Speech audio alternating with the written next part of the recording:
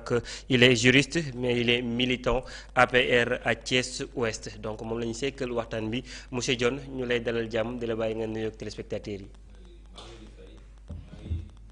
Téléspectateur ak auditeur Prestige yëpp ñu ne Thiès ak ñu ne en dehors de Thiès di jiital ci nuyoo bi le président Pape Doumbia di rafetlu liggéey bi ngeen di def dans la région et jusque dans la diaspora di yégali nuyoo bi tamit à tous mes camarades républicains de l'APR bien sûr et de la coalition Benno Bokk Yaakaar di nuyu acteurs politiques yi ci Thiès yëpp waaw di ñaan yàlla waxtaan wi ñuy tënk tamit mu doon loo xam ni bon dinañ ci jëlee njëriñ. effectivement dinañ ci jëlee njëriñ en tout cas on l'espère nous aussi alors ñuy waxtaanee li nga xam ne moo gën a fës ci langue politique bi yaa ngi nuyu léegi bay nuyu waa Benno Bokk Yaakaar nga bokk tamit ci biir APR alors Benno Bokk Yaakaar jamono ji ñi ngi xalaat ay yëngu-yëngu yi nga xam ne moo fa am mais en interne parce que jamono ji ñi ngi nekk ci benn attente bi nga xam ne moom mooy ki nga xam ne moo war a wutu président Macky Sall ci élection yi nga xam ne moom la ñuy jëm.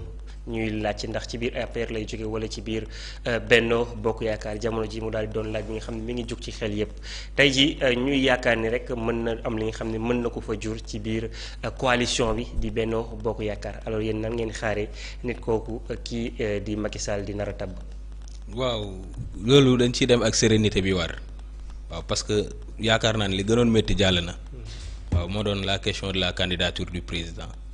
waaw bu président waxee du nekk candidat nag naturellement le Benno Bokk Yaakaar va proposer un candidat. Une candidature à laquelle vous étiez pour ou contre?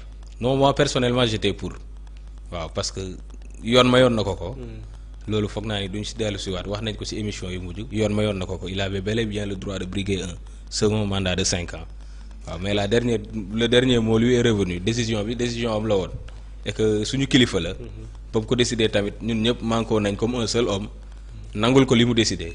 maanaam ne ko président li nga décidé noonu la yow loo mën a décidé noonu la mais pour la suite tamit même politesse même discipline bi ñu am ba nangul ko cër boobu noonu nga xam ne yàllaa ko jox mu yilif ñu jiite ñu foog naa ne bu ñu yeggee ci tànneef boobu tamit lépp lu muy defi Benno Bokk Yaakaar ak APR dinañ ci ànd. D'accord on attend que on espère que mu doon vendredi ñu daal di am xam ki nga xam ni moom mooy ki Macky Sall di tabb. pour le moment am na ñi nga xam ne ñu ngi leen di tudd ku ci mel ni le PM Amadou Ba ñu ngi tudd ki nga xam ne moo di Aly Ngouille Ndiaye on parle de Abdoulaye Daouda Diallo et d'autres personnes ci biir coalition Benno Bokk Yaakaar waaye tamit ci biir APR ñenn ñi ne ki nga xam ne moom la ñuy tabb biir APR lay jóge est-ce que information bu fondée la wala ay juste xalaat la nii rek xalaatu nit la. non mais ak contexte bii nii dañ toll ci phase boo xam ni étape boo xam ni dina bari ay rumeur trop. waaw ku ci ne tamit. les gens seront prompts à dire ce qu'ils pensent kenn mënu koo tere kenn et que foog naa ni situation bee ko justifié tamit et que boo jëlee une formation politique comme l'Alliance pour la République nga jël mu gën a yaatu tamit dans le Benno y a pas mal de grosses pointures yoo xam ni ku ci ne tey jii nii koo tànnoon mën na wattu président mais encore une fois pas que kenn du ko jiitu ci mbaram comme on dit on a confié au président la responsabilité de désigner le successeur tey jii nii dañ koy doyloo ñi nga wax nii ñëpp nag ñi nga lim nii yëpp c'est des gens yoo xam ne ak ñeneen koo ci dénkoon mission bi dina doxal réew mi nii parce que ce qu'on a en commun avec tous ces responsables mooy que lan y a une vision qui porte notre action politique vision boobu noonu mooy yoon wi président xàll ak ku fi mën a teg tamit bu tegoo ci même yoon gëm naa ni même résultat yi la ñuy ami donc c'est pas un problème le plus important ce ne sera pas qui fait quoi du problème de personne mais encore une fois qu'on laisse la latitude au président de faire un bon casting moom mi nga xam ne moo yilif Benno Bokk Yaakaar yilif APR nul n'est plus informé que lui nul n'est mieux informé que lui il saura faire un bon choix boo xam ne nous tous à la base nous allons y adhérer. D'accord alors la question que je m'en vais vous poser par rapport à cette situation est-ce que pensez-vous réellement que en fait le choix qu'il va faire lui le président de la République va créer la désunion au sein de la coalition? Non je ne pense pas parce que am na lu jiitu. c'est-à-dire la chose tegewul ci mbedd. du doon loo xam ni ku mu neex jóg non. il y aura des verrous naturellement c'est-à-dire ñun militants de l'Alliance pour la République et de Benno Bokk Yaakaar am na loo xam ne ñu ngi koy xaar ci profilu ki nga xam ni moo war a wutu président waaw président nag dina tànn te gëm nañ ne tànneef boobu noonu dina tenir compte ci critères yooyu noonu. yéen la ngeen xaar la mooy seen critère. que ce soit un homme aussi intègre que le président que ce soit un homme qui comprend la vision bi président def ba am résultat biir Sénégal ñaar yooyu noonu c'est un minimum nécessaire et que tey comme je dis à la base am na loo xam ne mi ngi dox mooy discipline de parti fort heureusement boobu ba léegi gis nañ malgré les enjeux amul benn état-major politique boo gis jóg na jël les devants pour jéem a saper le processus wala jéem mettre la pression d'autant plus que président du koy céder à la pression on le connaît tous. waaw bi mu waxtaan ak leaderu Benno Bokk Yaakaar yi.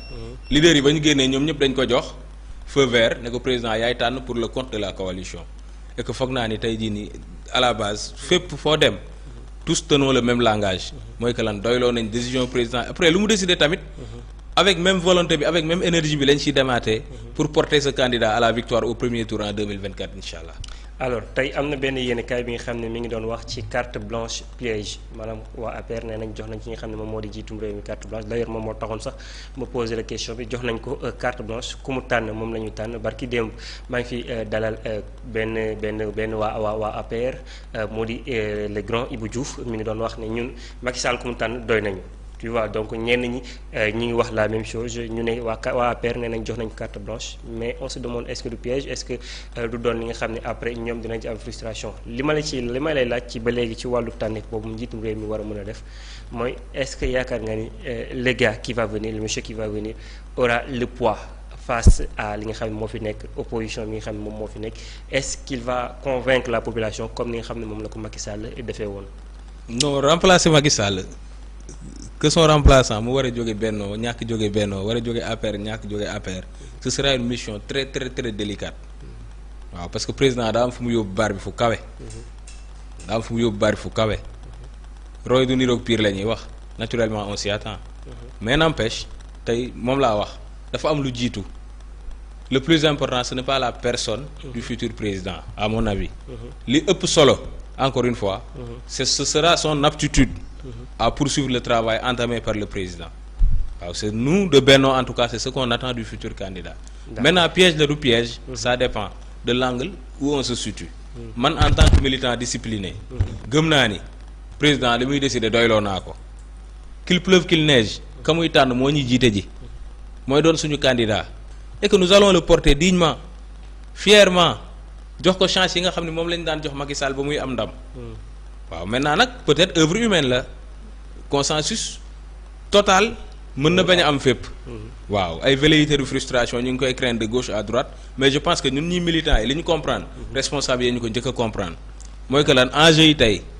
day exiger ñu booloo waxandoo même langage xàcceendoo dóorandoo parce que le plus important encore du adopter démarche bu suicidaire kii jaar nii kii jaar ne encore une fois li ñuy mën a may plus de chance pour ñu concrétiser élan bi ñu nekk nii parce que tey boo xoolee code de popularité président dafa yokk et c'est quelque chose boo xam ni Benno moo ci bénéficier wu ak candidat bi nga xam ne moom dina ko tànni loolu c'est une évidence maintenant nag ku ci jàpp ni fees nga sa ànd ba war a génn def une démarche suicidaire tamit libre à toi mais li wóor mooy que appel bi ñu lancé ndoo au niveau national jusque dans la diaspora képp kuy militant Benno Bokk Yaakaar képp ku taxawoon pour gunge président Macky Sall mooy que lan li ñu war mooy unité autour du candidat que le président va choisir. effectivement unité boobu xëy na bu amee dina am lu bëri lu muy jur ci li nga xam ne moom moo di coalition Benno Bokk Yaakaar alors waa PS ñoom nee nañ dañuy am seen candidat buy dem ci élection bi ça vous dit quoi. le PS bon c'est vous qui me donnez l'information. waaw parce que seen dernier communiqué bi ma lire keroog. émanant de leur bureau politique je pense. ils ont d'abord salué l'acte posé par le président. ba pare ils adhèrent à tout ce qui sera décidé dans le cadre du Benno. Peut-être que nag il y a une frange du PS qui a toujours voulu avoir un candidat disant que le PS c'est un grand parti c'est l'ère des grands ensembles encore une fois li may wax ci responsable APR yi laay wax ci responsable Benno yëpp. le compagnonnage dans le Benno Bokk Yaakaar ay caaxaan lalu ko c'est du solide c'est du concret. c'est la seule coalition en Afrique boo xam ne transcendé na plus de 12 ans boobu ba léegi resté intact. on a gouverné ensemble. kenn mënu cee wax ci composante Benno yi que mës nañ laa beddi wala mës nañ laa sous-estimer président ñëpp la mës a jox cër dans le Benno et que c'est l'heure de consolider le Benno pas de nous distraire avec des candidatures des fois entre guillemets peut-être farfelues ku jóg wax naa ko sànq ku mu neex mën nga natt sa bopp nga ni waaw mbër laa damay dem mais encore une fois notre intérêt à tous qui avons été dans le Benno qui avons cheminé dans le Benno ce sera de nous regrouper autour du candidat désigné par le président. est-ce que c'est pas comme si on avait frappé le troupeau et les brebis s'étaient dispersées waa PS ñoom ne tey la ñu bëgg a investir tey la jeudi je pense tey la ñuy investir ki nga xam ne moom moo di Jean-Baptiste Diouf maire Grand Dakar. non mais c'est des informations yoo xam ni wax naa ko fii léegi nous allons suivre de très près. mais encore une fois investiture n'est pas candidature. investiture n'est pas mais nee nañ dañuy am seen candidat ñoom ñoo ne carré waa PS ñoo ne dañuy am seen candidat. encore dama information boobu wax naa ko dama koy accepter sous réserve. parce que man par voie officielle. lire naa communiqué parti socialiste bi mujjee génn. le PS mi ngi ñu doon wax ni. adhéré na totalement ñu ngi en phase totalement ak ce qui se décidera dans le Benno. maintenant qu'il veuille avoir un candidat qu'il s'appelle Jean-Baptiste qu'il s'appelle neneen tamit bon libre à eux peut-être mais en tout cas dans le Benno. la constante est que ñi ngi déglu président. si c'est avéré est-ce que amul lu muy junj. si c'est une condition. Ouais. On met toujours les guillemets. Puisque c'est maintenant supposons que c'est une information avérée. Non mais qu'est-ce que le PS va proposer d'autre que le Benno n'a pas proposé? Ils sont comptables de cette gestion au même titre que nous. lépp lu ñuy wàññal lañ leen koy wàññal parce que compagnonnage bi foog naa ni rafetoon na ba fii. y a une institution au conseil des collectivités territoriales. depuis feu Tanor Dieng ñu ngi koy profité di ko jaale war waa famille socialiste bi yëpp. di saluer waat œuvre am en tant qu'homme d'État. le 15 juillet la dëddu woon àdduna foog naa ni le 15 ginnaaw suba la. il y a des activités qui se préparent yoo xam ne pour rendre ko hommage.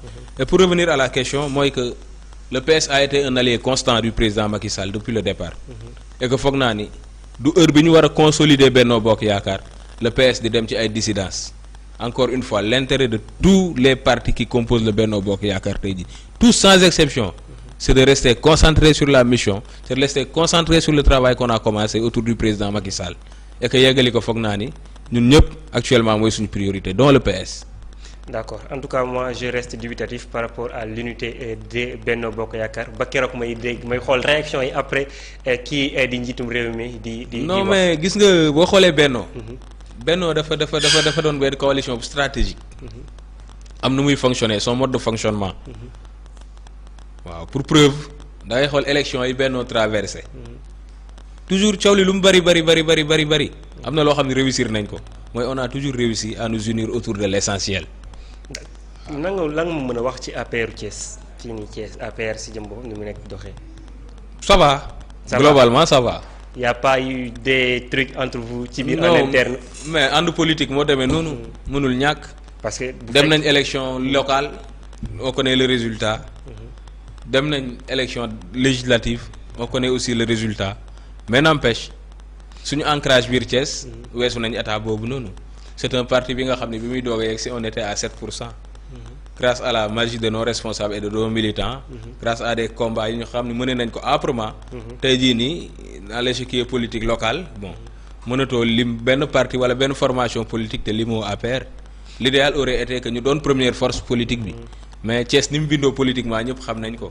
c'est une ville contestataire une ville qui a souvent tourné le dos au régime en place mais n'empêche nous nous battons avec les armes dont nous disposons te am nañ yaakaar ni carrément que les populations thiessoises ñi nga xam ne ñooy suñu destinataire message ñoom ñooy destinataire message président ils restent réceptifs à notre message et que pas plus tard que élection yi mujj rek y a un nombre important de Thiessois yi nga xam ne wanaat nañ ñu seen sympathie loolu daf ñoo gën a ñaax le travail continue nag certes gëj nañ am ay activités d'envergure mais le travail continue responsable bu ci nekk yaa ngi liggéey sa côté militant bu ci ne yaa ngi liggéey sa côté et que tey bu président soxlawaatee surtout que ci liñ jëm nii nous saurons rebondir comme il le faudra pour aller vers d'autres victoires ensemble fii à Thiès. Alors que pensez-vous de vos adversaires qui sont ici à Thiès parce que il y a pas mal de candidatures déclarées on parle de Babacar Diop maire de la ville de Thiès on parle d'Idrissa Seck Ndamal Kajoor Thierno Alassane Sall et Hadjibou Soumaré ñooñu ñëpp la ngeen gis ci profil yooyu. waaw yaakaaroon ni ils font le poids quand même. non faire le poids ça dépend de ce qu'on entend par faire le poids. Qu'est-ce que vous entendez par faire le poids. waaw c'est ñun ñëpp xamante nañ. Thiès mënoo fee tey yee benn candidat boo xam ne day gagner ji élection yi premier tour on le sait. peut-être que bu ñuy dem présidentielle yàgg nañ fee gis pluralité de candidature qui déclaré jaar gauche qui déclaré jaar droite yi ci ëpp du ma ni c'est des candidatures farfelues on accepte à tout un chacun ses ambitions toutes les ambitions sont légitimes. ak fi ñu jëm mais.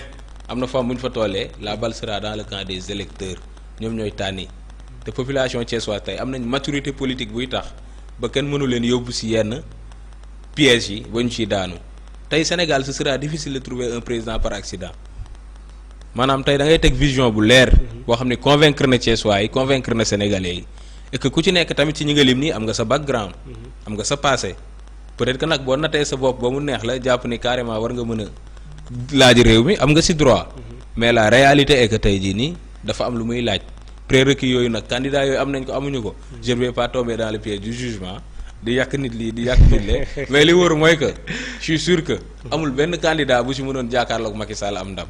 te gëm naa ni kenn ku du ci jàkkaarloog candidat bi Macky Sall di teg ngay am ndam. vous êtes sûr j'en suis sûr. Bon jamono ji gars yi nga xam ne ñoom ñoo ànd ak Ndamal Kajoor waa réew mi déjà ñoom jàpp nañ ni liñ ci amoon ñu ngi koy am ba léegi. biir Thiès. oui waaw mais Sénégal du Thiès kese. mais yow jàpp nga ni ñoom Thiès ñu ngi koy am ba léegi. non non non non non non non non non non non je reste à mon tour dubitatif par rapport à cette déclaration. Parce que c'est des gens que nous avons fréquentés ànd nañu ak ñoom élection locale. dans le fameux Mburok Sow entre guillemets. waaw parce que le calcul était que dañuy ànd ak ñoom parce que ñoom ils étaient forts à Thiès et que avec ce que nous avions normalement c'était une coalition qui devait faire dans les 90-95%. mais tey loolu da lay informer waat ci nature votant wu Thiès. da lay informer waat ci population électorale wu Thiès nan la ñuy raisonner. waaw malheureusement y a eu des vendeurs d'illusions sax laay wax ñu fi ñëw buub askan wi yóbbu leen ci benn affaire. booba léegi non mais ñi yor suñuy mairie et que les mairies peinent à décoller boobu ba tey. ban changement majeur nga fi gis la Thiès nga yeewoo. ñi nga xam ne ñëw nañ sóobal askan wi sóobal leen ba jël dëkk bi mais gis nga ville de Thiès ni mu commencé mel malheureusement y a pas mal de soucis chaque jour yaa ngi dégg ay problèmes ah ouais. mais gis nga tamit yi nga xam ne ay avancées yi nga xam ne ñu ngi koy jéem a def. ci ban fànn. yow laay laaj ndax gis nga ko. non gisoo dara. ah non mais est-ce que lii du waxu politique. loolu je pense dinañ ci ñëwaat. mais restons toujours sur le cas par exemple de Idy ñu ngi ciy wax léegi au niveau national en 2019 il a été 3e est-ce que jàppoon ni loolu noonu bu fekkee doole boobu mi ngi moom ba léegi il peut faire un boucan ci li nga xam ne moom mooy élection présidentielle yi di ñëw. waaw bon doole politique day loo xam ne mën na di yokk mais mën na di wàññeeku tamit. waaw moom dooleem nu mu def. d'autant plus que boo xoolee dans un passé récent. am na benn jeu politique bi fi am être le chef de file de l'opposition jékki-jékki renversé wu du côté du pouvoir war a delluwaat opposition tergiversation politique. yow loolu noo gisee. non libre à lui il a ses raisons. yow personnellement. quand il était avec nous ça m'arrangeait dama koy tàccu. le fait qu'il quitte la coalition tamit qu'il cesse le compagnonnage avec le président tamit bon libre à lui dañ koy nangu lay ambition. et ça vous arrange plus. Est-ce bon que vous vous attendez à ce que moom mu doonoon ki doon seen représentant ci élection yi dem. non personnellement non.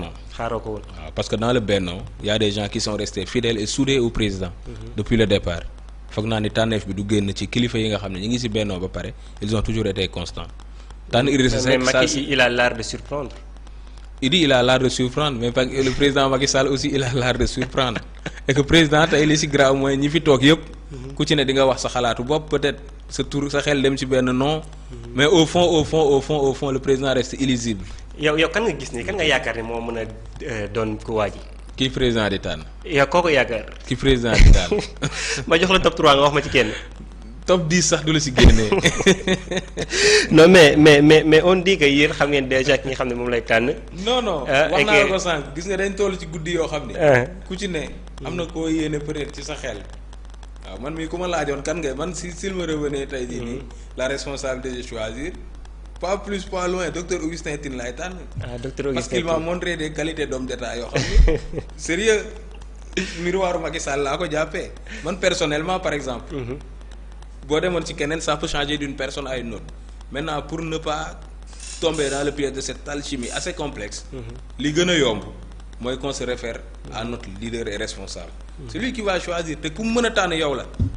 Il va battre campagne pour son candidat lui Macky Sall. Oui, c'est ce qu'il a dit.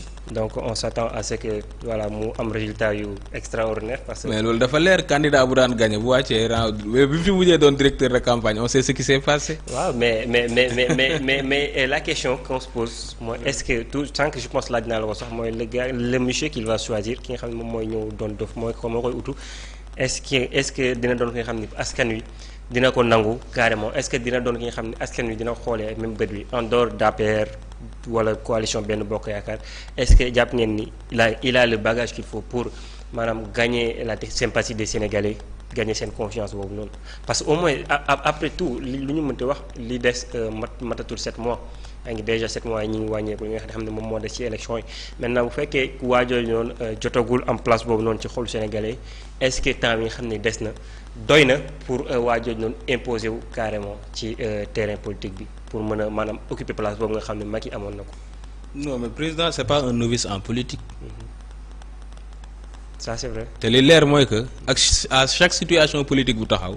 jàppal ni il aura toujours une longueur d'avance. D'accord moom déclaré nañ ne il c'est un fin politicien maanaam pour wax ni carrément intelligence bu nekk ci moom mais am na ñeneen ñu fi nekk tamit am intelligence bu mel noonu. kan nga koy méngaleel. mais intelligence politique. on parle aussi d'Idrissa Seck moom doon na fi nga xam ne kaa ci wàllu politique xam-xam. duñ ko weddi quand même. président Macky Sall amul koo koy tekkaleel fii si wàllu politique en toute objectivité amul. da ngay wax parce que ci Macky nga lekk. non même pas en toute objectivité je dis bien amul.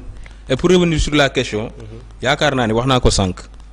autour du président il y a des hommes yoo xam ni commencé wuñ politique en 2012 et même bu ñu commencé politique en 2012 à force de pratiquer l'État ils ont acquis une expérience certaine de la gestion des affaires publiques bëri na bu ñu doon lim naturellement on peut en ressortir 5 à 6 pour ne pas tomber dans ce piège moo tax ma ni nañ jël raccourci bi xaar li président di tànn mais encore une fois le président le connaissant capacité d'analyse politique am njott naa ni li ñuy ragal nii du ci am.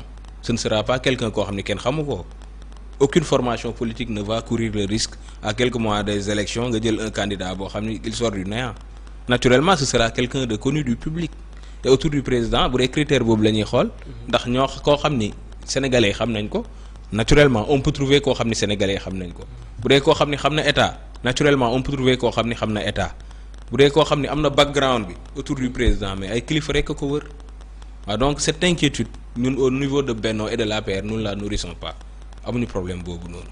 à part Amadou Ba ñaata ngeen fa am ñu ne xam nekkoon nañ premier ministre.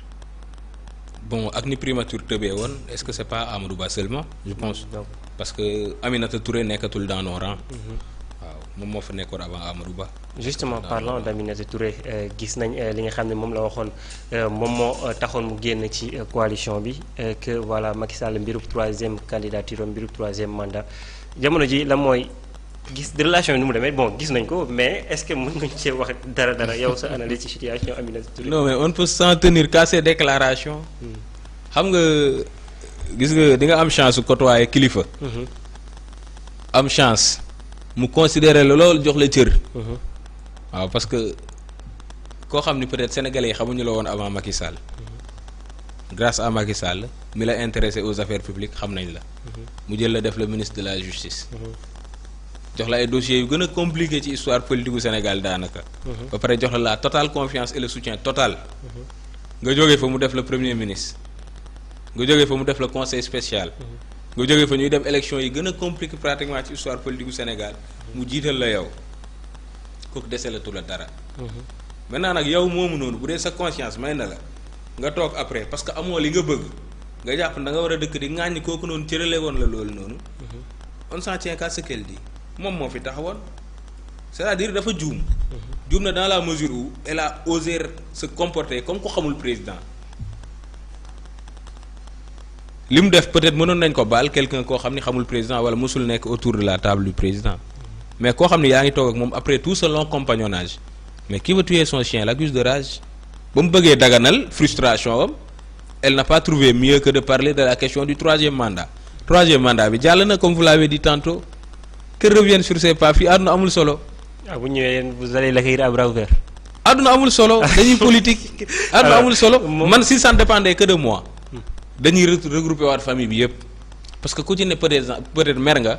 ak la taxoon a maire tamit yaa ko xam mais dafa déclarer publiquement que son seul souci mooy la question du troisième mandat xam nga dugg fi ci ay déballage waxu problème de gestion ŋaañul bilan au président problème bi mu amoon mooy problème troisième mandat bi réglé nañ ko mais na duggaat ci rang yi c'est simple. loolu je pense que xam naa ne ñun sax duñu toog di ko xalaat waaw sant ma ak yéen. non mais c'est pas ce n'est pas impossible et ce ne serait pas extraordinaire tamit.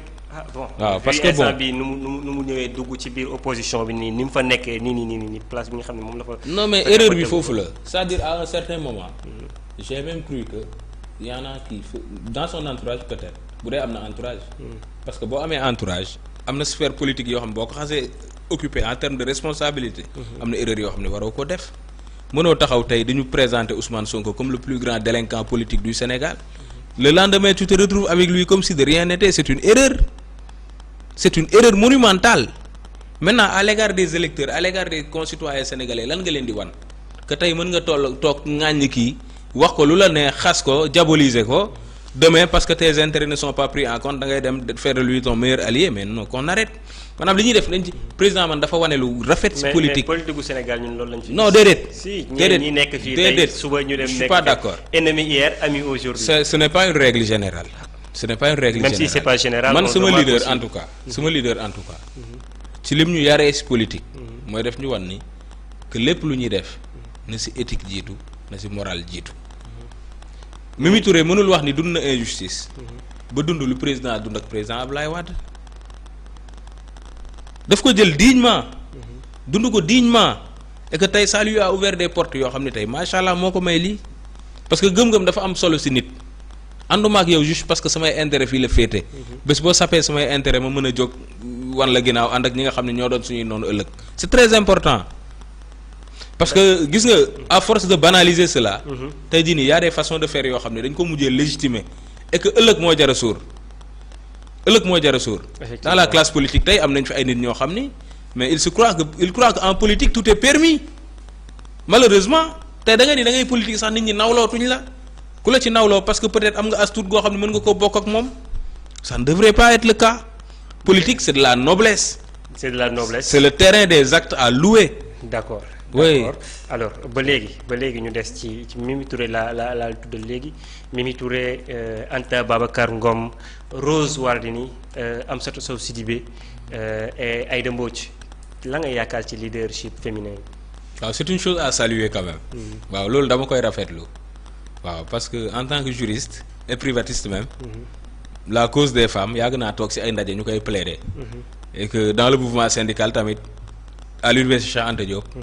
amoon nañ ay jigéen ñoo xam ne vraiment ay jigéen ñu mën góor la ñuy doon et que lii nii gis naa ni bu continuer maanaam dañuy jooy naan discrimination à l'égard des femmes discrimination à l'égard des femmes moi je me dis que c'est un débat peut-être caduc dans la mesure où chaque fois am nañ exemple yi nga xam ne ñu ngi ñuy wan ni góor ñi yóbbalatuñ jigéen ñi dara au Sénégal et que tey jii nii le législateur li muy considérer mooy citoyen sénégalais buy remplir ay conditions pour doon candidat wala bañ a doon candidat peut-être que le fait que ñu doon ay jigéen ça attire l'attention mais y a rien d'extraordinaire en cela c'est des femmes certes mais c'est des Sénégalais avant tout et que dëkk bii nii foog naa ni li tax mu dox ba heure bi nii mooy jigéen ñaa ngi ciy dugal seen loxo mais góor ñaa ngi ciy dugal seen loxo encore une fois dama koy saluer di leen encourager et que d'autres femmes tamit nañ jóg gën a engagé wu dans la prise en charge des questions publiques et que politique bon beddiwul jigéen beddiwul góor. est-ce que yaakaar nga ne jamono ji Sénégal xëy na peut-être amagu fi est-ce que Sénégal mën na jékki-jékki dugg ci mbir moom daal di jël jigéen jox ko bopp réew mi est-ce que yaakaar nga ne ça sera une chose facile. non il y a un travail à faire. waaw parce que fondamentalement dañu am ay sources yoo xam ni suñu communauté fa la suñu société fa la jógee. waaw y a le poids de la religion y a le poids des traditions y a le poids même de l'exemple laay wax parce que bu doon lu fréquent duñu leen lim ba nga may jox tur yooyu noonu. donc c'est chose boo xam ni yàgguñu koo gis tàmmuñu koo gis moo tax sax ñu leen di lim noonu. mais encore une fois gëm naa ni boo xoolee tey dans les examens de fin d'année. muy ci baccalauréat bi muy ci BFM muy ci année précédente yi. gis nañ ni à chaque fois lu ci ëpp jigéen ñaa ngi damer le pion aux hommes. donc tey jii nii y a une nette émancipation plus que positive boo xam ni bu continuer nos sociétés comprendront que il ne s'agit plus de différencier l'homme de la femme sur des questions relevant notamment de la gestion de l'État de la gestion de la chose publique encore une fois jigéen baax na. góor baax na peut-être qu'avec nan laa koy waxee une pratique et plus de récurrence di gis ay jigéen ci ay postes de responsabilité pourquoi pas dans l'avenir on ne sait jamais y a une première fois en toute chose yàlla mën na bu ko décider tamit njiit bi jigéen lay doon te gëm naa ni bu fi tegoon jigéen tamit bon elle aura les épaules assez costauds pour gérer état bi di Sénégal parce que ñun ñëpp suñuy kër lu mu compliqué ab jigéen a koy gérer. alors on espère que peut-être dina am comme tu l'as dit il y a une première fois ci lépp. et que jigéen tamit. non mais nous avons un pays encore très jeune. un pays très jeune. En Allemagne il leur a fallu combien d'années pour que Merkel ñëw au pouvoir même en Afrique am na exemple. On a vu des femmes gérer certains pays. Nigéria par exemple dëkk yoo Ellen Johnson Sirleaf par exemple. effectivement waaw ñooñu ñëpp c'est des exemples. et que luy continuer la et que ñaan nañu yàlla dem ba jamono toll foo xam ne du ñu ràññeeti jigéen mooy jiite wala góor mooy jiite. waaw parce que encore une fois ci wàllum état ci wàllum gestion chose publique. le plus important ce n'est pas qui fait quoi mais c'est ce qui est fait. waaw ku fa mën a toog tamit na politique yi ñuy déterminer na vision bi ñuy teg. doon lu amal askan wi njëriñ. effectivement nañ teg li nga xam ne dina amal askan bi njëriñ. ngir rek ñu mën a sopp parce que jamono ji soppite lañu bëgg. wala gën a doxal mbir yi gën a yemb. alors dama la bëgg a laaj benn mbir bi nga xam ne xëy na peut-être du ci cadre bi exactement. ñu ngi jët benn xibaar depuis avant-hier wala di bien avant sax li nga xam ne dafa concerné 300 immigrants yi nga xam ne Sénégal fii la ñu tukkee la ñu génne doon dem îles Canaries on dit qu'ils ont disparu en mer. Gouvernement Sénégal génn nag démentir information boobu mais information bi ñeneen ñaa ngi génn di gën a persister ci loolu disons que le fait que ñu démentir ko maanaam c'est juste pour se protéger mais en réalité loolu ñu ngi ci alors phénomène immigration bi yow loolu noonu yëpp lan nga ci gis ban jàngat nga ci am. waaw tous avons eu cette information. mais bi ñu amee information bi am na lu xewaat mooy li nga mujjee wax le communiqué du ministre des affaires étrangères. effectivement bi nga xam ni mi ngi dénoncer publication boobu noonu. et que foog naa ne ñun ñëpp ay légalistes lañ. waaw état moo ñu tënk. waaw te yaakaaruma ni état am na intérêt ay doomu Sénégal nekk dans une situation de détresse. ñuy génne une information juste pour contredire loolu noonu. non cette légèreté musuma koo gis. sous le règne du président Macky Sall et yaakaar naa ni encore damay rafet njott rek. nangul kilifa gi nga xam ne moom lañ dénk wàllum sénégalais yi génn bitim réew li mu wax. waaw ce phénomène reste un phénomène qui a traversé des générations de Sénégalais. Alors, on a eu l'occasion de travailler là-dessus dans le cadre professionnel et les enquêtes nous ont conduit à comprendre que ni du doon lu bees te du doon loo xam ni caaxaan dina ko fi jëlee. waaw parce que peut-être certains vont prétexter que la cherté de la vie pour d'autres c'est juste la recherche d'une situation meilleure. gis naa ku fi liggéey Sénégal tey ba am 1 million 2 millions mën koo denc Sénégal avec un petit effort mën nga cee survivre. mais boo jëlee loolu tënk ko pour aller uti beneen profit tamit. ça va de soi rek. tey aussi on nous a parlé dans les journaux ci ay ndaw benn gaal bu chaviré ca Saint-Louis ci côté embouchure bi fleuve Sénégal ak océan bi alors ci ñooñu sénégalais yu bëri am na ñenn ñi am na juróom benn nit yi nga xam ne jot nañ cee ñàkk seen bakkan ñeent ñi nga xam ne jot nañ cee génn ñi ci des yëpp dañoo réer maanaam tolloon nañ lu mat 50 personnes. phénomène boobu nag ñu koy gisaat di gisaat est-ce que tamit jàppoo ni dafa am programme bi nga xam wala dafa am état fu mu fayire ci wàllu surtout ci politique gu xëyu ndaw yi. waaw moom laa doon wax sànq le problème avec l'immigration clandestine. mooy que motivation yi les candidats en tout cas. les motivations vont varier d'un candidat à un autre. waaw je pense que l'État dans sa mission régalienne. moom moo am la responsabilité de réunir les conditions. pour jox jeunesse sénégalaise liggéey.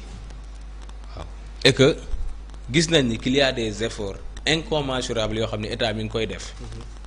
mais est-ce que parce que tàmbali nañ effort yooyu yëpp que lépp dafa war a entre du jour au lendemain non ce n'est pas possible. ce serait illusoire de vouloir rester là à faire croire aux gens que état am na possibilité jox ku nekk xëy boo xëyee demain. est-ce pour autant que loolu noonu da nga ko war a combler ji en affrontant la mer ak risques yi ci nekk yëpp. mais est-ce que en 12 ans loolu noonu mënuñu ko woon lijjanti aussi. en 40 ans tamit du doy wax naa la ko sànq c'est un problème boo xam ni mais ça a toujours été le cas. peut-être que envergure bi ñu koy jox tey jii nii avec une presse assez éparpillée même laay wax assez diversifiée boo xam ni à la moindre information ñëpp lañ ciy jox relayer ko au plan international saa yoo duggee dans les réseaux sociaux gis ko da koy jox beneen tollé.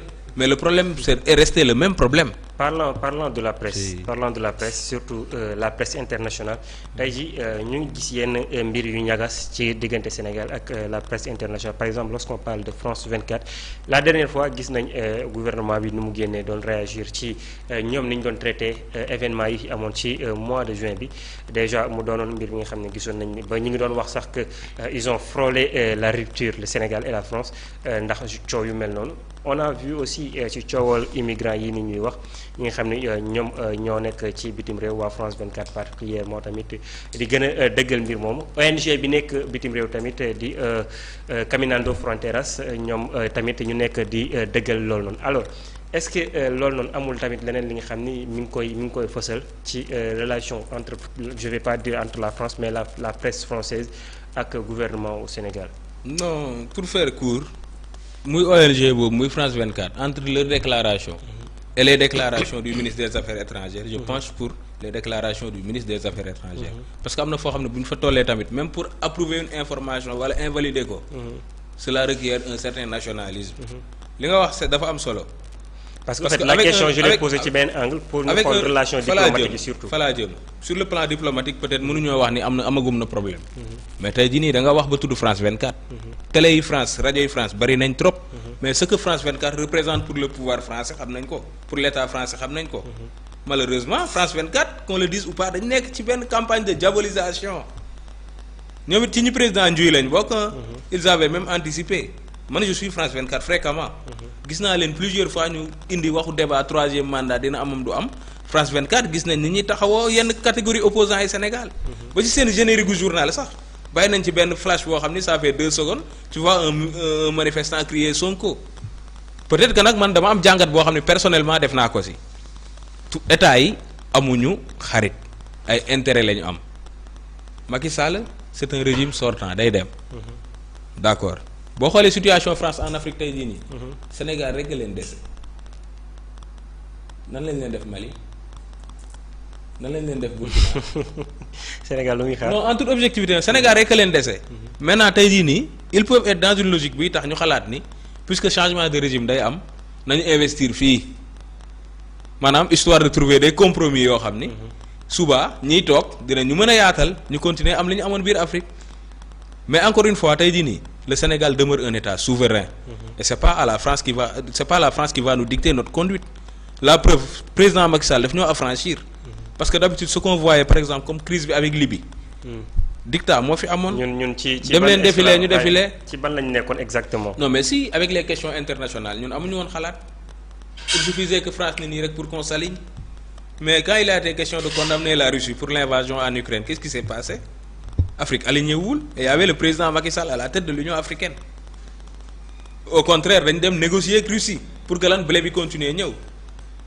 ak yeneen maanaam alignement systématique boobu noonu jëlee ko fi rek c'était un combat il fallait du courage pour le faire waaw parce que gis nañ ni colonisation jeex na mais ñoom il propose une autre forme boo xam dañuy ñëw avec des rapports certes plus civilisés mais l'objectif reste le même il s'agit de piller l'Afrique te mënoo taxaw nga ni da ngay xeexal Afrique di uti sa bénédiction biir France. xam nga li ma jaaxal ci mbir mi au début on parlait quand on parlait de la France on parlait des alliés de Macky Sall alors tey jii yow su ma la déggee nii ngay wax c'est comme si la France maintenant. non amuñu benn problème ak France encore une fois. jamono yi ci opposition bi la gën a nekk c'est ma lecture personnelle. de la situation damay seetaan France 24 gis niveau bi ñuy critiquer suñu régime. damay seetaan France 24 gis niveau bi ñuy exposer Sénégal. dëkk boo xam ne tey jii nii c'est un candidat à l'exploitation du pétrole et du gaz dëkk boobu noonu tey jii nii boo ko bëggee présenter à la face du monde comme un pays boo xam ne amul démocratie par exemple amul liberté ça c'est s'attaquer à nous au même moment on sent que ils sont en parfaite cohabitation tey jii nii avec ce qui disait France dégage li ma si jàngat nag lenn la yaakaar nañ ni ñiy taal Auchan yeeg yooyu noonu tiital lañ leen peut-être tiital boo xam ni ba jàpp nañ ni la meilleure manière de trouver un compromis mooy aller yeeg ñooñu gunge leen ñu jëlee le pouvoir. Malheureusement, nous sommes un État souverain. Mais c'est logique, non? Non, c'est pas logique. Wax naa la ko sax, les États n'ont que des intérêts. Waaw, vu sous cet angle, c'est peut-être logique. Vu sous cet angle, c'est peut-être logique. De toute façon, ci biir relation diplomatique yi ñu ngi ciy xaar éthique aussi. ak rafetaay ak parce que avec la France on a un passé commun. am na lu bari lu ñu bokk. on a un vécu boo xam ni peut-être c'est l'histoire qui nous a imposé cela mais n'empêche on l'assume mais duñ ko subir ko ça va revenir à accepter ce que la France di waxu ingérence ci politique dañ koy gis tout le temps. bu Russie demee ba dugal loo xam ci ay élections américaines nga xam ne l'ingérence est devenue pratiquement entre guillemets chose normale mais celle de la France ne passera pas parce que nous sommes assez alertes pour comprendre leur jeu. du ay intérêt la ñu am ñun on n'a pas d'intérêt mais on a que notre souveraineté. d'accord donc bu ñu woowee ba léegi xam naa ni waxtu bi nga xam ne moom la ñu cërale woon mu ngi ñuy dab si que pensez-vous de la personne d'Ousmane Sonko situation actuelle ak ci li nga xam ne moom la ñu jëm ci élection présidentielle il est condamné mais dit qu'il est toujours éligible moom Ousmane Sonko que dina dem que bu demul élection du am wala buy am ci anam yu doy waar lay doon. ban jàngat ngay am ci Ousmane Sonko. non mais prendre ces menaces au sérieux sax ba di ci poser question tamit bon. est-ce que lu waaw waroon Ousmane Sonko yàgg na di woote et yàgg nañ di gis. non mais attendez c'est le même gars qui nous avait promis que duñ tabaski non. kenn du fi tabaski si jaamu. mooy ki waroon dem déloger président yeggagul kon. mooy ki am problème génn këram. non qu'on soit sérieux maanaam Sénégal moo mag Ousmane Sonko. Sénégal moo mag ku mag Ousmane Sonko. juste pour dire que gis nga élection. ci dëkk.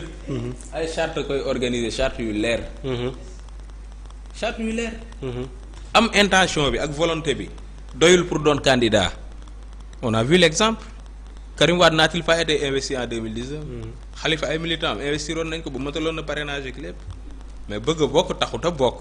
mais ñoom dañoo nangu woon topp justice mais ki xam. non mais Ousmane Sonko kenn laaj ko xalaatam ndax bëgg nga bokk wala bëggoo bokk. là n'est pas la question.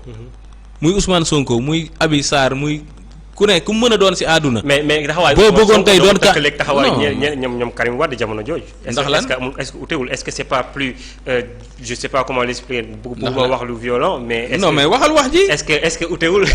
non seule différence bi xam nga lan lay doon. seule différence xam nga lan lay doon. ñenn ñi dañoo am expérience su état xam ni. nit am na fooy toll. sa réew moo lay gënal sa bopp. mais quand même vouloir imposer aux Sénégalais que man damay doon candidat force. kooku suba bu taxawee damay doon président par force. avec des méthodes non conventionnelles tamit.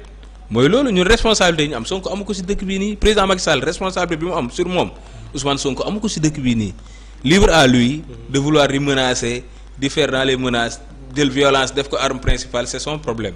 mais le président l'a dit keroog c'est lui le garant de la constitution et mieux c'est le garant de la stabilité de ce pays.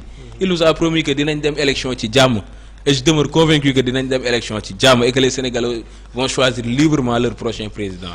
que Sonko bokk que Sonko ñàkk bokk. c'est à préciser looy daanelee waxtaan bi waxtu bi xoj nañu bëggoon naa ñu gën a yaatal. oui waxtaan bi neexoon na trop comme toujours c'est un plaisir de revenir dans ce plateau. partager avec vous notre connaissance ci wàllu politique. damay gërëmaat Prestige TV rek. ak auditeurs u Prestige FM yëpp. di remercier waat sama naataango yi nga xam ni ñoo nekkandoo ci langue politique yi notamment les responsables et militants de l'Alliance pour la République di leen woo à la concentration ñu éviter la distraction parce que le piège de la distraction lenn rek lay doon ñu bëgg a gëmloo ni diw da ko war a doon ki ko war a doon mooy kii président di tànn te ku président di tànn buñ ko taxawoo ni ñu daan taxawoo président foog naa ni wax naa ko keroog. dëkk bii nii dañ fee nas loo xam ni nous méritons de gérer ce pays dans 30 ans encore ci kanam. waaw parce que la vision bi Sénégal soxla woon depuis lors ñu ngi koy doog a am et que bu ñu góorgóorloo tuuti mobiliser wu rester concentré encore une fois concentration je reviens sur le mot. waaw il nous faut rester concentré bu ñu nangu kenn distraire ñu. waaw nous allons vers des élections très très très compliquées parce que changement de paradigme day am ci yu bari. donne bi day changer parce que mbër mi ñu tàmmoon di jiital. bu ñu sañoon mooy jiitu waaye moom nee na demut. waaw mais dinañ tànnal ku koy wutu te ko koy wutu noonu nañ ko jox suñ doole. pour le meilleur du Sénégal pour le meilleur de l'APR et de Benno Bokk Yaakaar. ñu lay jaajëfal bu baax a baax maa leen di remercier bu baax. Eloge ku sa candidat. man. candidat Benno. ñu la jaajëfal bu baax a baax amoon mbégte contentement vraiment dara la ci waxtaan bi amoon na solo trop li nga xam ne moom lañu doon waxtaanee alors il est Tony Eloge Dione donc juriste militant APR Thiès Ouest moom lañu sekkaloon waxtaan bi fii nii ci actu politique di leen jaajëfal bu baax yéen ñi nga xam ne yéen doon bàyyi xel ci télévision Prestige TV ak Prestige FM 95.5 di jaajëfal équipe technique bi nga xam ni moom moo àndoon ak ñun ci émission bi El Hadji Sène ak ki nga xam ni rek moom moo di Mame Matar ñu leen di jaajëfal bu baax a baax Hakim Sarr féetee ca rajo ba di leen jox dig daje ci beneen numéro actu politique jaa ngeen jëf.